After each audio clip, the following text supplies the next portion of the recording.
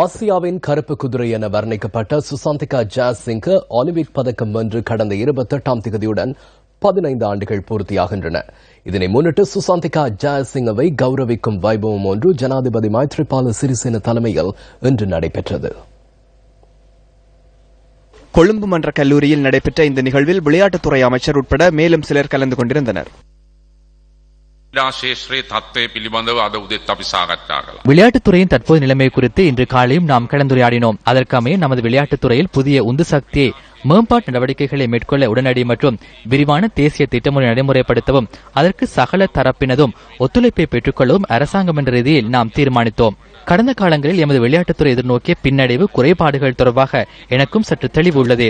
அந்த காலத்தில் விளையாட்டுத்துறை அமைச்சர்களாக இருந்தவர்களை எந்தவொரு சந்தர்ப்பத்திலும் நான் குறை கூற மாட்டேன். அப்போது இருந்த பின்புலம் என்னவென்று எனக்கு தெரியும். நான் சுகாதார அமைச்சராக இருந்த காலத்தில் அதனை முன்னெடுக்க எந்தளவு இடையூறுகள் ஏற்பட்டன என்பதை நான் அறிவேன். அந்த 5 வருட காலத்தில் சுகாதார அமைச்சராக சுதந்திரமாக சுயமாக செயற்பட எனக்கு சந்தர்ப்பம் கிடைத்திருந்தால் இதனை விட பாரியளவு மாற்றத்தை சுகாதாரத்துறை கண்டிருக்கும். விளையாட்டுத்துறை அதனை விட பாதிக்கப்பட்டது. அதில் அந்த அளவுக்கு பிரச்சனைகள் இருந்தன.